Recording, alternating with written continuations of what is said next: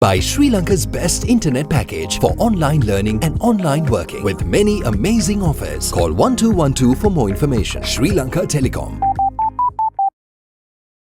ලෙන්ගතුකම වැඩි කරගන්න ලව්ජු රුපියල් 50ට අඩු කළා. මාමේ එන්න අපිට එකක් බොමු.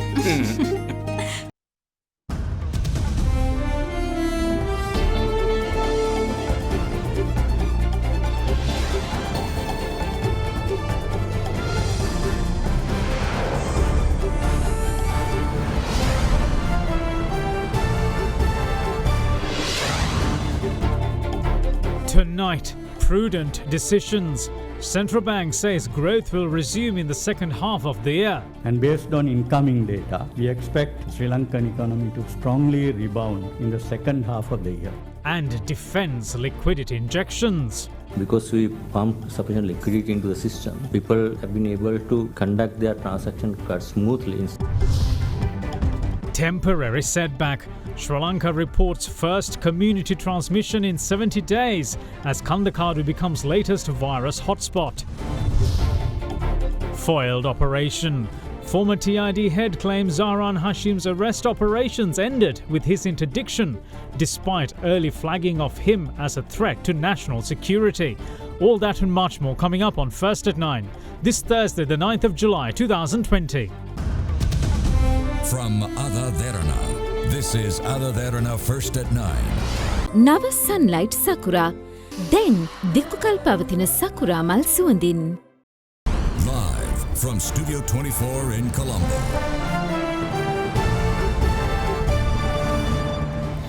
Good evening and welcome to First at 9. I'm Dhamake Kanayaka. Now, 56 inmates of the Kandakadu Rehabilitation Centre and a counsellor conducting sessions at the facility have tested positive for COVID-19.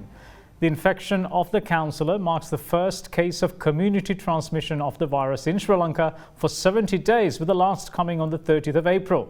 The 25-year-old is the counsellor of the coronavirus infected inmate, confirmed on Tuesday.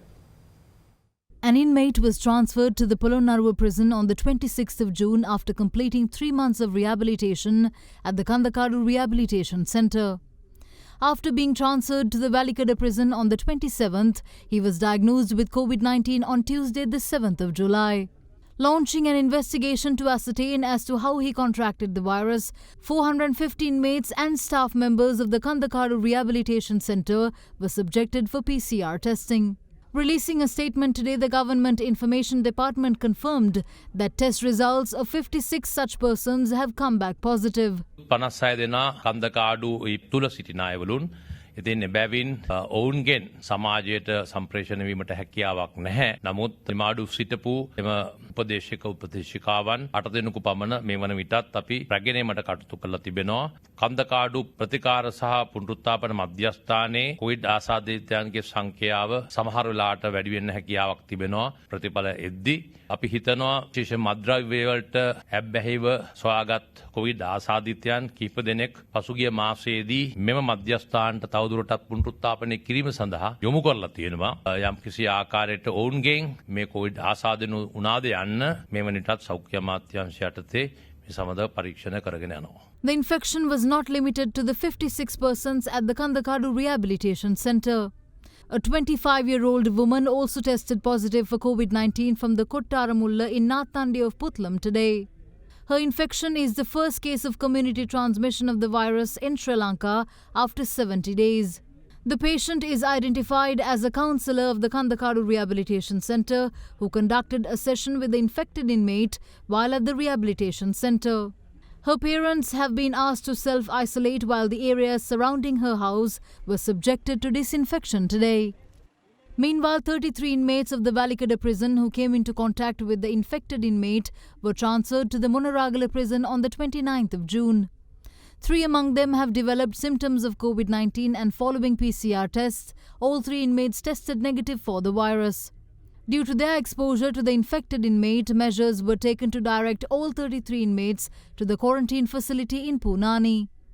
In other developments, 13 carriers of COVID-19 were detected yesterday, and among them are 9 arrivals from Saudi Arabia, 3 Sri Lankan expats from Bangladesh and Iran, as well as a Philippine national. Meanwhile, 3 more confirmed cases of the novel coronavirus were detected today, with a quarantined returnee from Qatar and a seaman from the Pune quarantine centre, as well as another returnee from Bangladesh, testing positive for COVID-19. This puts the island's number of active COVID-19 cases at 164, with 1,979 people having recovered from it. Meanwhile, the molecular diagnostic laboratory constructed at a cost of over 12 million rupees at the Bandaranaike International Airport was handed over to the Ministry of Health today. PCR tests of all arrivals into the country are to be conducted at this airport laboratory.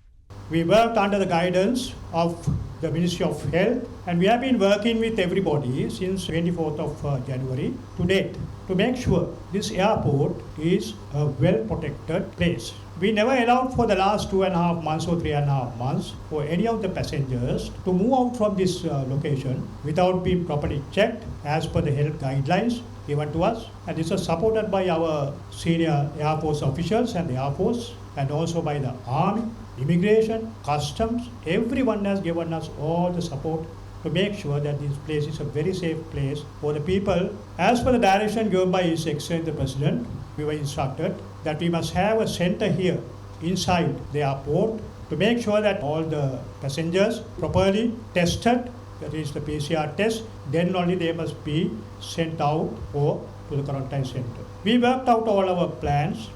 Now it is available. We have got it done according to the health official requirement. The place is ready as a laboratory today. All our officials got it done within a matter of 2 weeks. Corona වෛරසය පැතිරීම වළක්වන්න සබන් යොදා දෑත් සෝදන්න.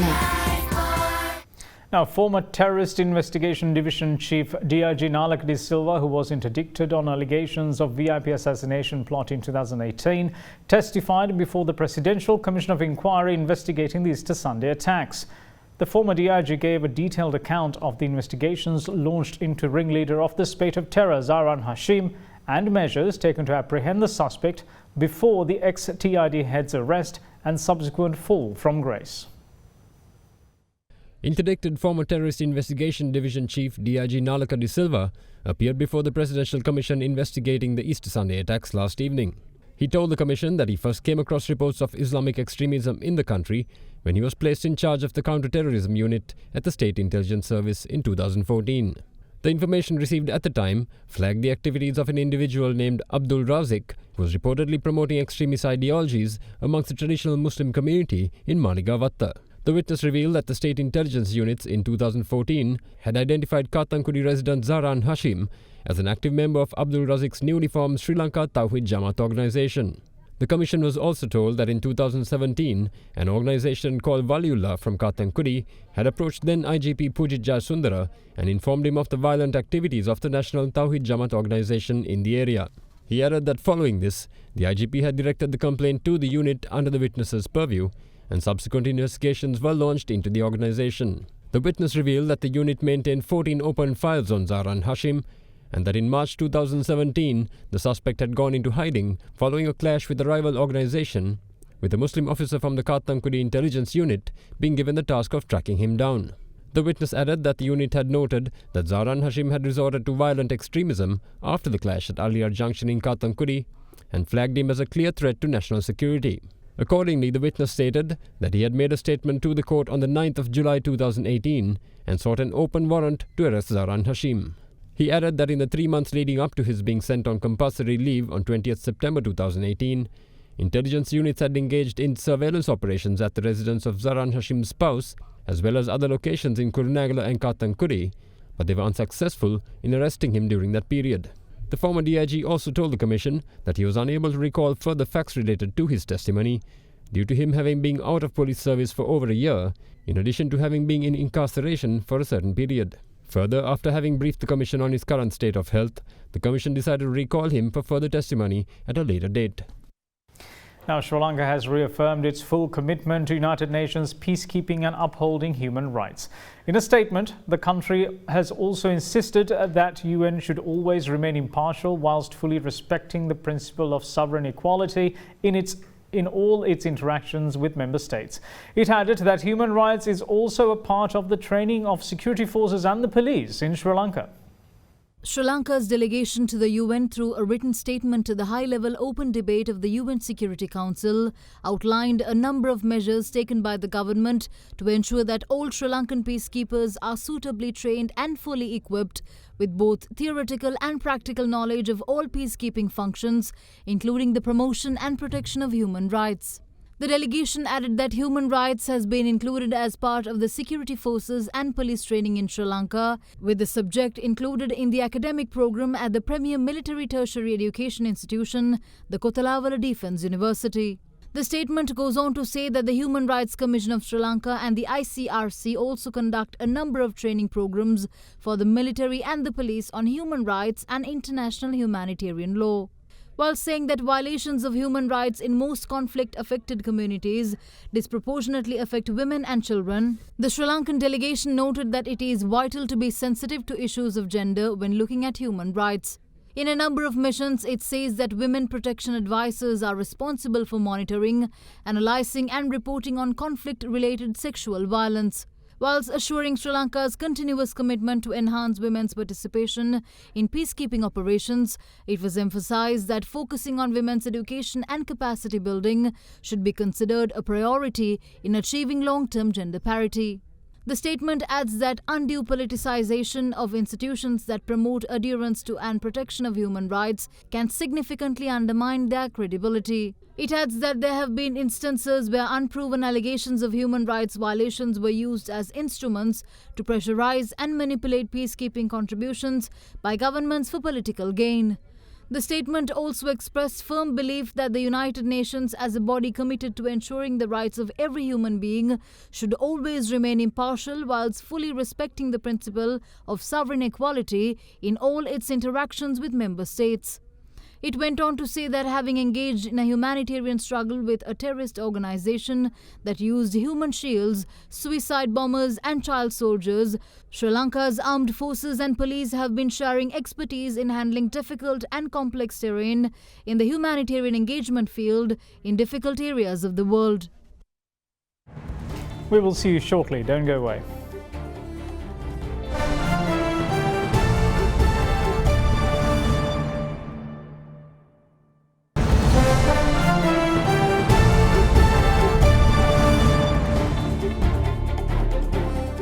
Welcome back. You're watching First at 9. Now, President Gotabaya Rajapaksa attended a series of public election campaign events in the Colombo district today in support of several Sri Lanka Podujana Peramuna candidates. President Gotabaya Rajapaksa today took part in a series of public gatherings which were worked off in support of candidates of the Sri Lanka Podujana Peramuna in the run-up to next month's general election. The President first took part in a gathering organised in the vicinity of Crow Island in Colombo North.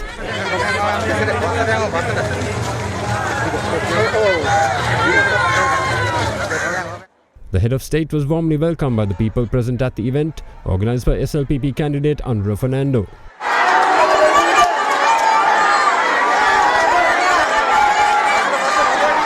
The President's next port of call was the public gathering organised by Colombo district candidate Attorney at Law Premanath C. Dolavatta.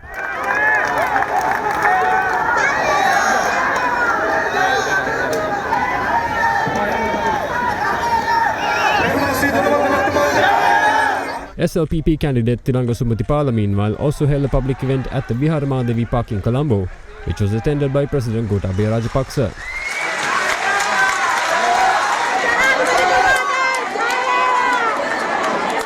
The President later took part in the political rally of Susil Premajayanta, which was held at the Mahavatta United Sports Club.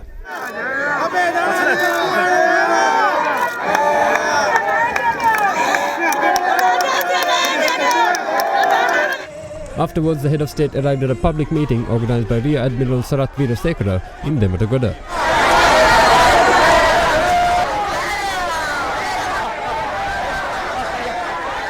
The Diata Uena premises in Battaramulla was also the venue of a political event which was organised by SLPP candidate Udaya Gamampila.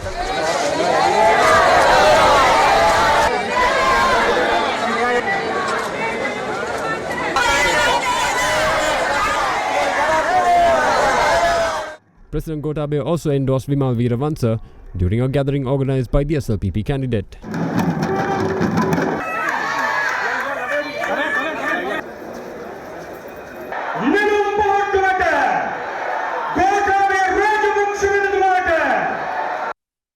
President's counsel Ali Sabri says that he warned three factions to be fearful of President Gotabaya Rajapaksa before his election to the country's top office. Addressing a conference in Kurunegala, the nationalist candidate of the Sri Lanka Podujana Peramuna said that the president is bad news for drug racketeers, the underworld and extremist terrorists. Meanwhile, speaking at the same event, Prime Minister Mahinda Rajapaksa conceded that even his government had Muslim politicians who misled and exploited the Islamic community. The Kurunegala District Muslim Conference of the Sri Lanka Podujana Peramuna was worked off yesterday. බය නැතුව කියන්නට පුළුවන් ලෝකේ සුළුතරයට ඉන්න පුළුවන් වඩාත්ම සුහදශීලීම ජාතිය සිංහල බෞද්ධ ජාතිය කියන එක පිළිබඳව කිසිම ගැටලුවකින් කියන්න පුළුවන්. අපිට ඉඳලා හිටලා යම් ප්‍රශ්න තියෙනවා ඕනෑම සමාජයක ඒවා විසඳ ගන්නට ඕන. ගරු ජනාධිපති ගෝඨාභය රාජපක්ෂ මැතිතුමා ජනාධිපතිවරණයට පෙනී සිටියේදී මොන බොරු කිව්වද එතුමා ගැන? එතුමාගෙන් යකෙක් මැව්වා. මාස 8ක් ගිහිල්ලා තියෙනවා. එතුමා කොච්චර ලස්සනට මේ රට පාලනය කරනවද? මම කිව්වා ඒ කාලේ කතා කරනකොට එතුමාට බය වෙන්නට ඕනේ වර්ග තුංගොල්ලන්කට බය වෙන්න ඕනේ. කුඩුකාරයෝ ටික බය වෙන්න ඕනේ කියලා. පාතාලය එතුමාට බය වෙන්න ඕනේ කියලා කිව්වා. අන්තවාදීන් ටික එහෙම නැත්නම් ත්‍රස්තවාදීෝ එතුමාට බය වෙන්න ඕනේ කියලා. අන්න ඒගොල්ලන්ට නම් එලව ගහනවා. හොඳද නරකද? මුස්ලිම් සමාජයේ අපි පූජකවරුන්ගෙන් අහනවා අපි කුඩුකාරයෝ ටික තුරන් කළ යුතුද නැද්ද? පාතාලය නැති කළ යුතුද නැද්ද? අපේ අවුරුදු 1100ක් අභිමානයෙන් ජීවත් වෙච්ච මුස්ලිම් මිනිස්සුන්ව විනාශ කරපු ඒ ත්‍රස්තවාදීන් වන අර සහරාන් ඇතුළු එවැනි ප්‍රවේශයක් තියන අය මේ රටින් තුලං කළ යුතුද නැද්ද? එන්න එහෙමනම් ශක්තිමත් නායකයෙකුත් එකතු වෙන්න. මගේ කැබිනට් මණ්ඩලයේ සහ ඒ ආණ්ඩුවේ කැබිනට් ඇමතිවරු සහ മന്ത്രിවරු මම හිතන්නේ 28 දෙනෙක් පීටි මුස්ලිම්. මට පස්සේ තමයි තිබුණේ මේ. මම හැමතැනම අරන් යනකොට රිෂාඩ් ඇමතුමා තරහින් යනවා. මට දෙමළ තේරෙන්නේ නැහැ. ඉතින් මේ මොන භාෂාවයි. හරි ටික වෙලාවක් යනකොට කතා කරනවා. පස්සේ එනකොට ඉතින් ටික ලොකු බෑග් තමයි අරන් යන්නේ.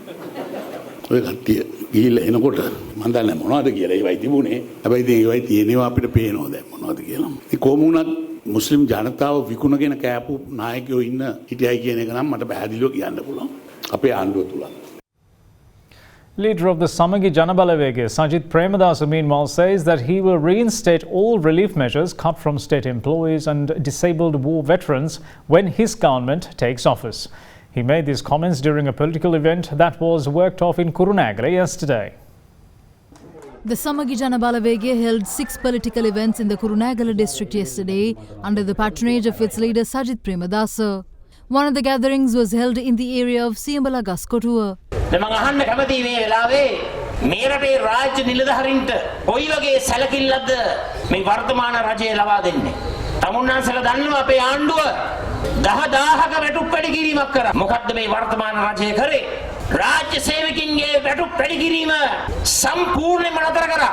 අන්න අතිකාල දීමනාව කපලා ආබාධිත රණවිරුවන්ට ලබා දෙනවා කියපු සහන ටික කපලා ජනාධිපතිවරණයට පෙර මමත් ගියා කොටුවේ අර මාරාන්තික උපවාසයේ රණවිරුවන්ට කිව්වා බය නැතුව මාත් එක්ක එක්කව වෙන්න මම අනිවාර්යයෙන්ම දිනපු හැටියේ මේ සහන ටික ලබා දෙනවායි කියලා.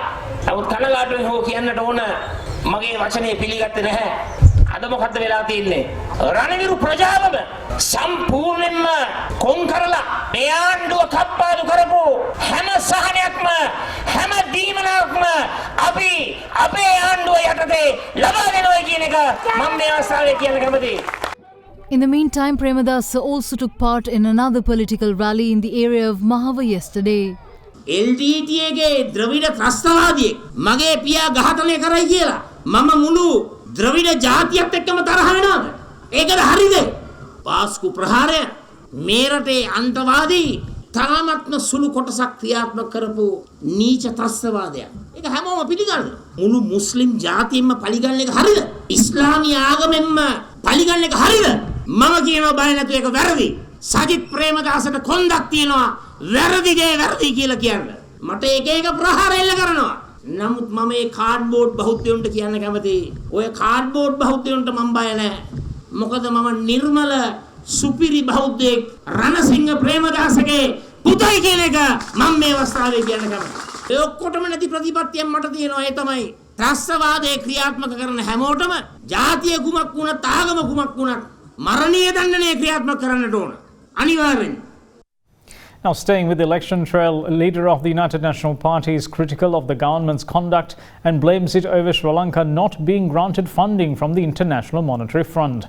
Addressing a political event, former Prime Minister Ranil Wickremesinghe pointed out that other countries in the region received assistance from the IMF, but the island lost out over lack of coherent policies.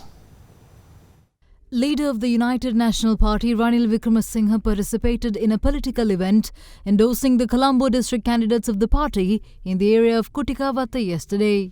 ජනාධිපති අගමැති එක පක්ෂයෙන් ආවත් එක පවුලකින් ආවත් මේ රටේ ආර්ථික ප්‍රශ්න විසඳලා නැහැ. විසඳන්න පුළුවන් එක්සත් ජාතික පක්ෂයට පමණයි කියලා මම කියන්න කැමතියි. අපිට ඕනේ අතට සල්ලි දෙන්න. අද ආණ්ඩුවේ විශාලම ප්‍රශ්නේ තමයි විදේශ විනිමය.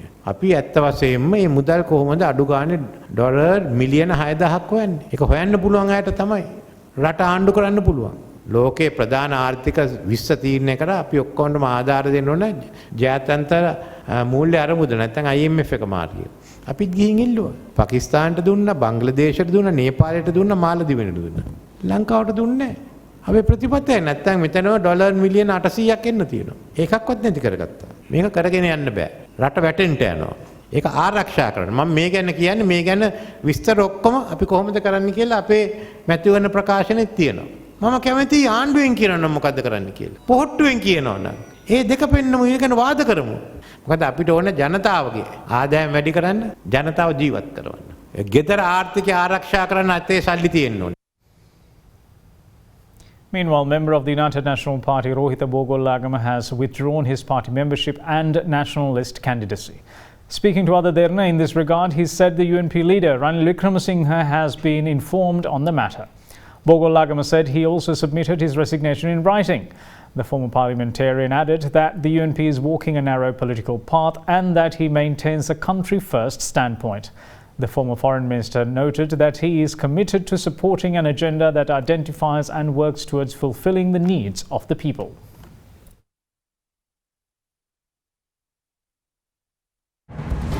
We will see you once more on the other side of this break. Stay with us.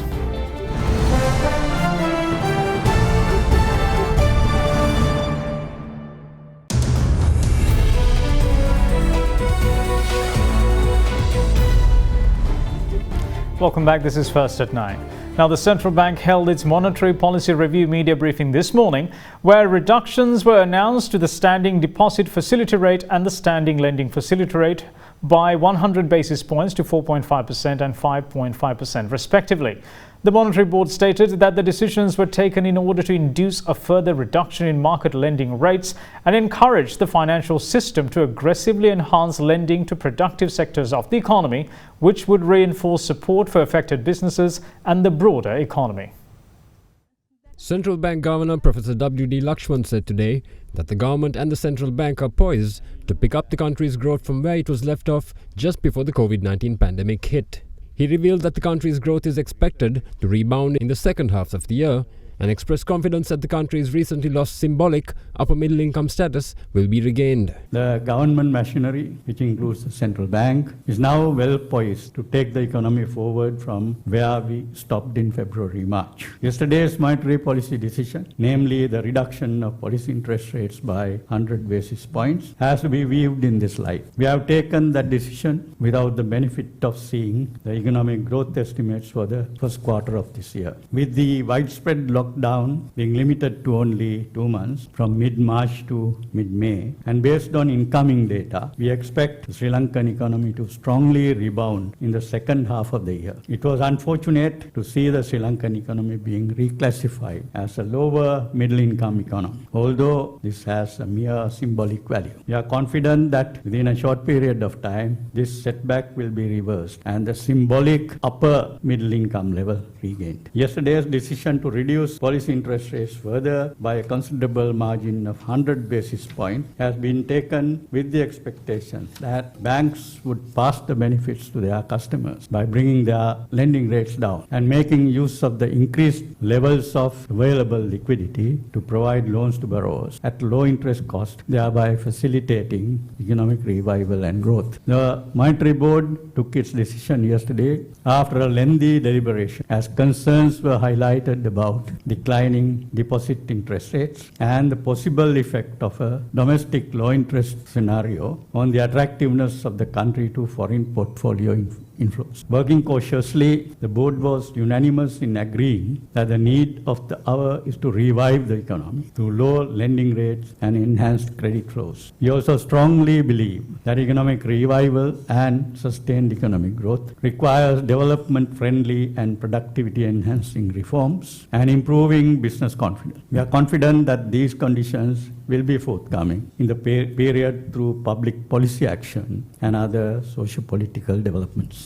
Meanwhile, Central Bank Senior Deputy Governor Dr. Nandalal Veerasinghe responded to questions regarding recent liquidity injections, explaining that the move was taken in order to avoid a liquidity crunch which allowed the public to conduct their transactions smoothly. He added that with inflation well anchored well below targets, there has been no evidence of any overheating of the economy or any balance of payment issues due to the import restrictions. If we did not do that, there would certainly be a liquidity crunch. And if you look at the statement that we have issued of the 60 measures that we have implemented during this COVID-19 period, clearly explains because we pumped sufficient liquidity into the system, people have been able to conduct their transaction quite smoothly in terms of currency in circulation in their hand, and also sufficient money in the banking system for them to meet their day-to-day needs throughout this difficult period. And also the concern, if anyone wants to raise, is basically whether that would lead to high inflation and overheating situation. I don't think, because right now what we see, inflation is very well anchored at the below of our target, and there's no evidence of any overheating of the economy in terms of growth rate. Is well below the potential growth, and also in terms of balance of payment. And one other concern some people are raising, whether that will lead to high imports and balance of payment issues. They are also with those import restrictions as restriction of capital, and we don't see even that impact on the market. That's where currency is now appreciating, and we are building up our resources. In fact, using excess liquidity in foreign currency available in the market as a result of this restriction. That's why what you call in simpler terms printing money, in our technical terms, which is providing liquidity to the markets, wouldn't have any adverse negative impacts as far as we can see now. But if we're going to see any adverse impacts going forward, certainly we have a lot of instruments to absorb that liquidity anytime through open market operations. Now, Sri Lankan shares ended higher today, driven by gains in financial and industrial stocks. The benchmark all-share price index closed up 0.41% at 5,090.41, while the S&P/SL 20 index of more liquid stocks climbed 9.98 points to 2,205.66. The equity market turnover was about 967.5 million rupees.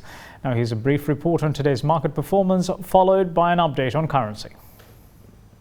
Today the market ended in the green, up by about 21 points, reversing yesterday's downward trend. So with that, we saw the S&P/SL 20 index also gaining by about 10 points today. The gains were mainly led by LOLC and John Keys Holdings. During the last 4 to 5 days, we've seen the index stagnating at these levels, round about the 5,100 levels. Today, gain in the index was mainly led by the 100 basis point rate cut by the central bank. There was significant interest drawn into the banking sector counters because of that. We saw less turnover today, with turnover recording below the 1 billion mark after a very long time. With that, we are seeing a bit of lower investor interest today coming into the market.